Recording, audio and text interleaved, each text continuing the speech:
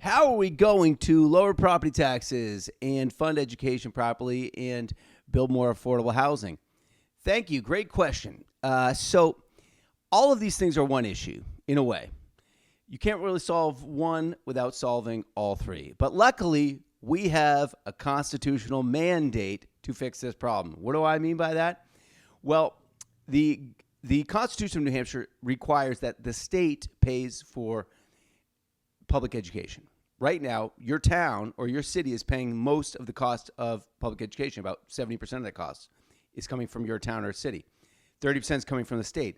That's illegal. You know how we know this? Because multiple judges have reaffirmed this in a number of court cases, Claremont versus the state of New Hampshire, and most recently Conval 2, I think, versus the state of New Hampshire, because they had to sue again.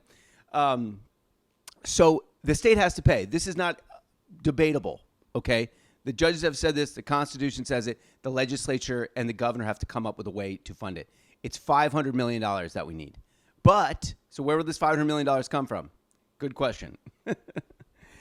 We used to have enough money in the state because the state used to tax the rich. How do we tax the rich? We used to have higher business profit taxes. We used to tax interest and dividends, which was a tax that generally hit people making over $250,000 a year. And we used to have an estate tax. What's an estate tax? It's generally a tax when someone dies on their estate, but it doesn't really kick in unless your estate's worth like over $1 million. All of these types of taxes have been lowered or eliminated over the last 20 or 30 years, and this has left us in the budget deficit that we are in. So when I say tax the rich, what do I mean? Interest and dividends tax, an inheritance tax on properties worth over $1 million, and increasing business profit tax, business enterprise tax. There are also other taxes that we could do to tax the rich, such as Rhode Island's got a great one. I love it, called the Taylor Swift tax, in which they tax mansions that are owned by people that live out of state. We have 60,000 or more second homes in New Hampshire.